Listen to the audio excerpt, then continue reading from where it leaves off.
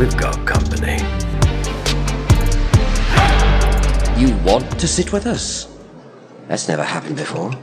She's the executive clinical director of On Our Sleeves, is the driving force behind their mission of providing educational resources that break stigmas, increase mental health literacy, and support children's mental health. Joining us on the show today, it's Dr. Ariana Hoet. Welcome. Hi, thank you for having me. Thank you for being here. So we had a little fundraiser over the holiday season. Raimi, you want to talk about our Chrome Tono and how we did on that? Yeah. So thank you for joining us, Dr. Hoet. What we do, just for some background, because we're a little unorthodox, probably not your run of the mill partner to work with. So we're all kind of costume makers, and we're part of the global Star Wars costume clubs. And we also kind of do things within our community here in the area. And so this show is around, one, in part us all being dads, which we are, but then also kind of that Star Wars world and the costume making and blending those things together. So what we do is each year, and last year we partnered with the National Down Syndrome Society, and this year obviously we worked with On Our Sleeves. So we collect prizes from other prop builders and costume makers and folks. Some of it's from us, some of it's from around the world, that people donate in, and we put together these prize packages. And then the donations that get made to your charity, in the case of this year, each dollar is essentially a raffle ticket. And then on Christmas Day, we do a raffle, and we pull from those names. And so if you donated $5, your name is on the list 5 times. If it's $100, it's 100 times, and so on. So we had 4 prize packages, kind of a grand prize, and then 3 kind of other packages, and then a couple little one-off things that we did. And so that's what we did. And we ended up, there were donations. You probably know all this, but there were donations between $10 and upwards of almost $3,000. And so across 174 different donors, and we helped you guys raise $20,283.20. So Just I was very proud to see our name at the top of your leaderboard on the website the whole time. incredible. Yeah. I was following on Instagram, and it was really cool to see all the different prizes that you all had, and just awesome how much you fundraised. Yeah, for somebody who's not kind of part of this world that we're in, it may have been, some of those things might have seemed strange, but really it's good stuff. It's all strange. It's really strange. You didn't, Dr. Hoet, you didn't happen to catch any of our live streams on Instagram, did you? I did not. I hope not. Okay, that's a good thing. That's a good thing. Thank goodness. Yeah. We're a little delirious on those. Yeah, we're a little crazy. So, but obviously, I mean, this is about you, and we want to hear about you and the organization On Our Sleeves. So, I mean, can you tell us a little bit about yourself, your background in clinical psychology, especially your focus on children's mental health? Sure. So, I have the fortune of, I kind of get to do 2 jobs. I am a pediatric psychologist, and I specifically work in primary care. So what I do is, when families go to their pediatrician, any question that they have about their child's development, their behavior, their mood, I'm there to help at that pediatrician visit. So I see kids from the newborn visit all the way until they're 21, and my days can look very different because it is really very much whatever the family brings that day. And then on the On Our Sleeve side, my job is to make sure that everything we talk about is evidence-based, that we are putting out the science. We know that, you're all dads, and parenting is hard, and kids don't come with instruction manuals. We're often turning to Google, TikTok, Instagram, each other for answers. And so our goal with On Our Sleeves is to provide some of those answers, but making sure that they're based on the science and what we know helps for kids' mental health. That's awesome. We were just talking about this last week, as dads ranging from basically preschool to college. I'm on the college side. I have a soon to be 21-year-old and a 22-year-old. So all of us represent, I think, the full spectrum of childhood. And it's kind of our impression that it's more challenging for children today than ever before. It's just our impression from what's available and accessible to kids, and just all the pressures from the world. It's just our impression, but I guess we wanted to know if it's true. What are some of the contributing factors? And if not, what's given us this impression that it's harder than ever before? Yeah. The data does show that it is harder, at least when it comes to mental health. There was, interestingly, the CDC collected data just by chance from 2009 to 2019. So we have 10 years of data pre-pandemic. And Pause. what the CDC found is that we were seeing already increases in depression, anxiety, suicidal thoughts and behaviors. So already the CDC was saying, hey, there's concerns with children's mental health. And then the pandemic happened and it just exacerbated all of that. We saw increases in all of those things, but also things like eating disorders, substance use. And so we know that kids are having a harder time right now when it comes to their mental health. I can appreciate that. Yeah. Man. Brian. You're the next one, dude. And you're muted, Brian. Yeah, he must be muted. Yeah. It's his first time. I We're was being professionals. polite because I was coughing. So obviously we're all parents, as Joe said, and as a parent, like, what are the signs that parents should be looking for when it comes to their child and their mental health? Yeah, it's a great question because each kid is different. And as a parent, we know our kids best. So I always start by saying, look out for changes. And then parents will always tell me, well, kids change. They grow, right? Their interests change. So how do I know, is my child just being a teen? Or is there something I should be worried about? And so we look out for patterns. Is this something that, is a behavior changing, or is their mood changing almost every day of the week? Is this lasting for weeks at a time? Is it disrupting their life? Is it getting in the way of them successfully building relationships? Is it getting in the way of how they treat you at home? Is it getting in the way of their academic success? So we look at all those things together to figure out, is this just a developmental change, or is this really something that I should be worried about? So it's kind of those long-term patterns that are those red flags for me. It's kind of tricky, right? Because we know our kids, right? And if you have more than one, they're different. and so what seems normal for one is maybe not for the other. And man, that's tough. It is. And there's, in my world as a psychologist, we talk a lot about internalizing versus externalizing disorders. And so there are those externalizing things like, I'm acting out, I'm not listening, I'm having tantrums, and those kids, it tends to be more obvious. We can catch it, right? The internalizing, like depression or anxiety, a kid may be living with that and we don't know. Yeah. And so that's why On Our Sleeves, one of the things we encourage the most is daily check-ins. And it doesn't have to be about tough conversations. It doesn't have to be about mental health. It's just about building the relationship and the habit. Tell me the best part of your day. Tell me the hardest part of your day. Tell me a funny joke you heard today, whatever it is. But just building that expectation with your child that every day at dinner, every day at bedtime, every day in the car ride, whatever it is, I'm going to ask you a question and I'm going to create that space. Because communication. Communication. Because then those internalizing disorders may come up. We'll get to hear. I mentioned I work in primary care. I can't tell you how many times, because we do those screeners for kids that are older than 12. Kids will screen positive for depression or anxiety, and a parent will just be shocked. Yeah, no clue. And they had no idea exactly. I had a question for you.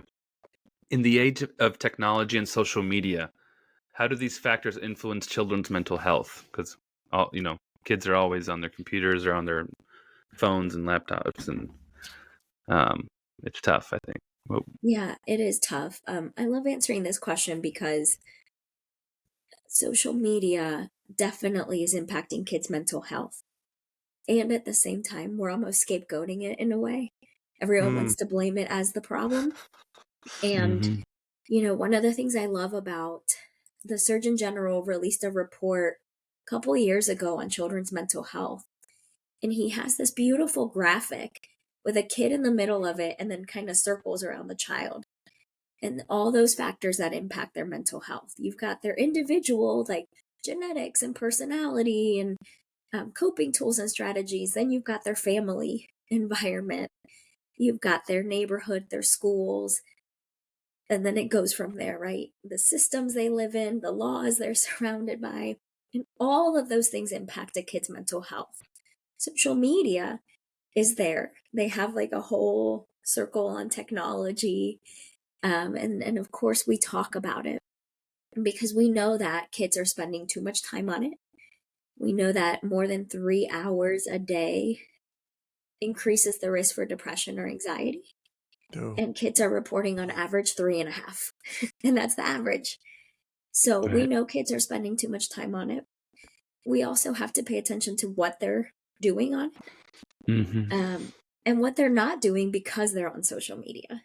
Yeah. So it's a Right. lot. Their brains are processing information that they're not ready to process.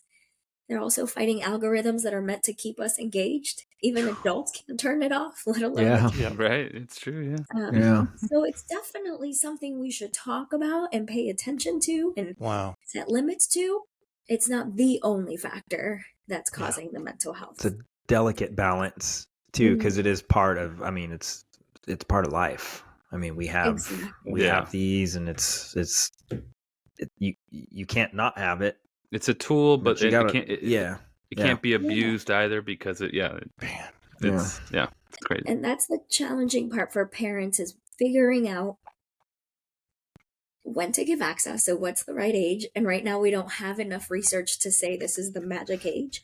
I don't think we'll ever will because every kid is different, as Joe said, right? Yeah. So one kid may be more mature and ready and another one may not. So it's more about, do they follow rules? Do they come to me when there's a problem? Mm-hmm.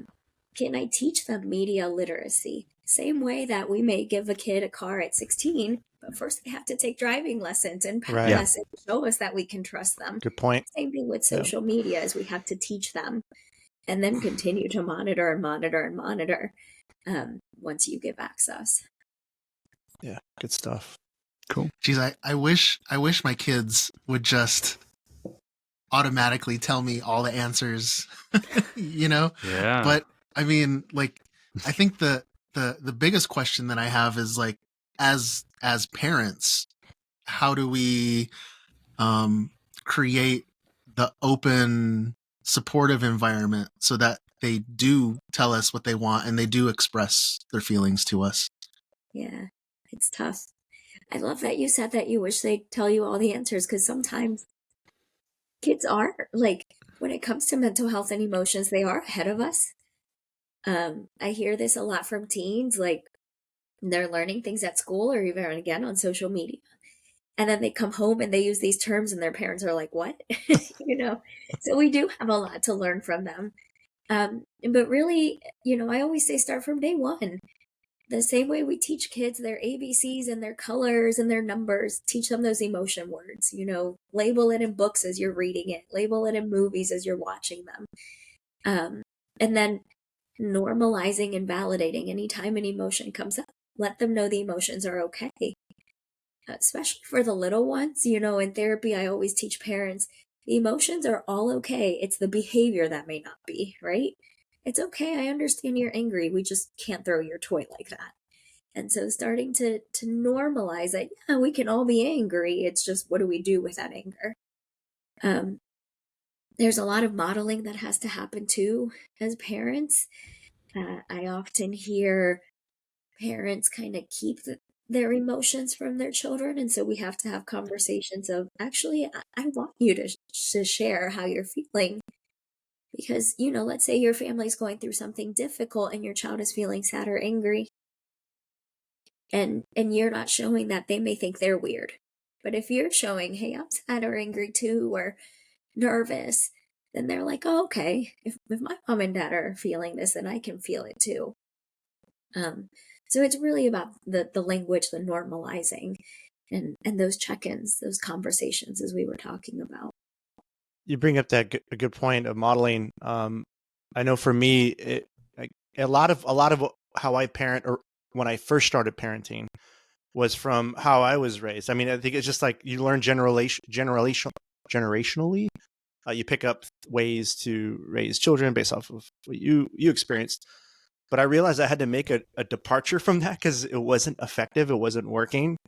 And it was a certain, I don't know when it was, but it was a certain moment when kind of opened up and was vulnerable in front of them. And they caught on to that. And they actually gravitated toward that because they're like, whoa, this is different. And sort of building that entry level of trust, I guess, that wasn't there before. So yeah, I 100% know exactly what you mean by modeling from that experience. So it's like a part of being an example, right? Being an example of how you should be as a person to your kids. Yeah. Having them see what you do and how you behave so they can follow the example. Yeah. Absolutely. And you know, it's a parent-child relationship. In the end, it's a Right. relationship, right? And so we're going to be more open with people that are open with us and honest and real with us. So I love that story, Joe, because not only is it a great example of modeling and building that relationship, but also that it's never too late. Because sometimes I'll say things like, gotta start from the moment they're born. And then the person with the teenager at home is like, oh no. And it's like, no, it's okay.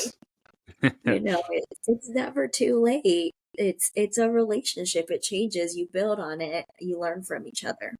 No, that's cool. Appreciate that. Another question I have for you is for parents.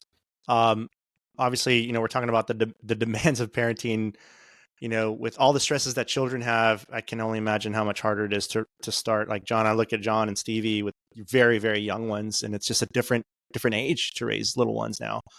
And as you progress, it's I think it's just going to be harder. So I guess my question is, what advice do you have for parents in terms of self-care for their own mental well-being as parents? You know, maybe some advice or things that parents can do. That's a very important question. Sometimes I worry about I'm on social media a lot. I like to see kind of the parenting trends, what people are talking about. And sometimes I worry about conversations of, you know, you become a parent and that's your number one priority, and people saying how they lose themselves. And Mm. I worry sometimes when I see that because, again, to the point of modeling, what are kids learning from us?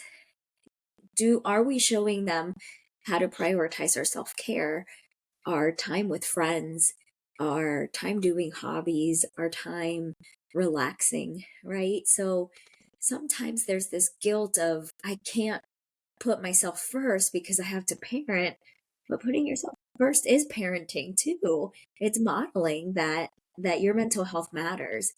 And so the number one thing we know helps with our mental health as people, as parents, is connecting with others, talking to people that are in the same boat as you, talking to your friends and family. It doesn't have to be in person, it can be through technology, but having those social connections. And then, of course, you know, finding the things that bring you joy. And it's really interesting because research shows that it can be as little as 10 minutes a day of doing something that you care about. That can have that much of an impact. And so it can be something that simply I do because I love it and I have fun with it. It can be something that helps me feel like I'm mastered. I made an art project, or I organized a drawer, or what I learned a language, right? So it's just about those purposeful decisions in your day to day. And again, remembering that by doing that, you're modeling, you're being a great parent by also putting yourself first sometimes. That's cool. No, that's awesome. Yeah, real quick, I just thought of one of our listeners who's a lot of our listeners are parents and they're into Star Wars and whatnot, but they hear us talking about costume building and these fun things that we love to do, and it's actually inspiring them to take time to start a hobby when they probably normally wouldn't have because their life is so busy. And I just love that you kind of brought that home for I think some of the positive stuff that we're trying to do, not even really trying, it's just happening, right? I think it's kind of cool. Natural, So, yeah. yeah. It's organic. I mean, so much about what you do, right? You've created a community. You're creating that, again, that purposeful mastery. Look at this thing that I made. And that's wonderful, and it's great for your mental health. It's great for your kids to see it. It's definitely those things that recharge us to keep us going. Like leaning into your hobbies and passions is Mhm. is something good for everyone to know. Yeah. I have a question that kind of a two-part to what Joe was talking about, and as parents that are seeking support for themselves if they're dealing with a child that has some mental challenges, health challenges. What do you have suggestions there for Yeah, I parents? mean, similar things. When it comes to navigating parenting, it's hard enough. And then if we add, hey, I'm concerned about my child's mental health, it can be tough because our mental health system right now, it's so overwhelmed that a lot of families can't get connected to a mental health professional. They're on wait lists that are months long. And then when you do get in, you're having to balance weekly therapy, at least, maybe bi-weekly, sometimes more. Um, Mental health can be chronic depending on the diagnosis. So it's not, I have to call off work one day. It's multiple times for extended periods of time. So it can be really overwhelming. We had a parent in a study once describe it as a full-time job to advocate Mm. for their child with a mental health concern. And so it can feel even harder to find time for yourself. This is where community really matters. Finding parents that may have a child with a mental health concern that really understand and can relate to you, but also your family and friends that are your community to support you. If I'm taking my child to therapy, who's going to watch the other kids or who can drive them for me on a day that I can't go, and finding that support. Another piece of navigating being a parent with a child with a mental health concern is that as parents, we tend to blame ourselves and have a lot of guilty thoughts. And so catch yourself if you're doing that. I already shared how it's so many factors that can impact a child's mental health.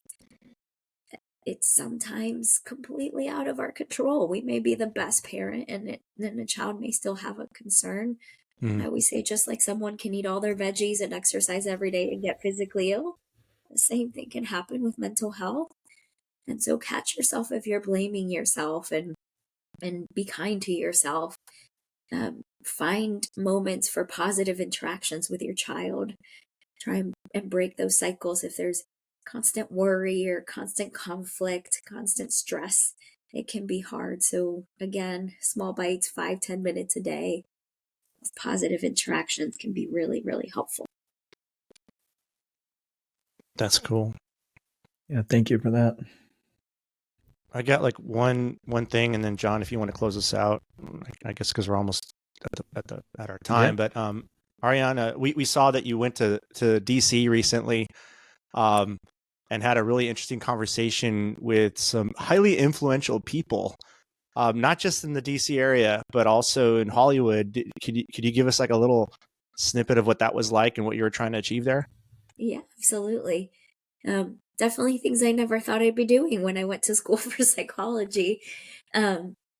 So we got invited, on our sleeves got invited to go to the White House to talk to different Hollywood writers, showrunners, agents, talent on how do they represent mental health in their shows or movies. Um, so really exciting opportunity because we know that the way we talk about mental health in popular culture matters, right? That's what's going to break stigmas. That's what's going to help people um, not feel so afraid of talking about their mental health and seeking treatment. And so we got to have these conversations of, um, how should we talk about mental health in our shows? What is the most important thing? That was one of the hardest questions I got. One of the writers said, if we could talk about one thing when it comes to children's mental health, what would it be? And I'm like, oh my gosh.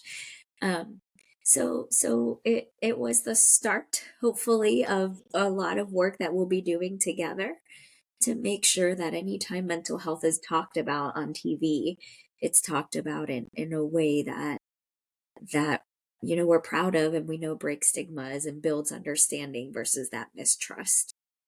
That's cool. That's awesome. That's rad. All right. Making sure I'm not muted. Are there any final words or key messages you'd like to leave before you leave? I just want to thank you guys. I appreciate you for having me here and for fundraising. I don't know if I mentioned this already, but our mission at On Our Sleeves is to give our resources away for free. And so it's thanks to what you did to your fundraisers that we're able to reach people with the science and with the psychology. So I appreciate you very much. That's awesome. Thank We're you. happy to help. Thank you so much for everything you do, giving Thank back you. to the Yep. community. Absolutely. Yeah. So, That's so right. thank you so much, Dr. Hoet. I mean, during the charity drive, I can't tell you how many people reached out to us from our friend and fan community just to tell us how excited they were that we were working with your organization and how much they wished they'd known about you guys sooner.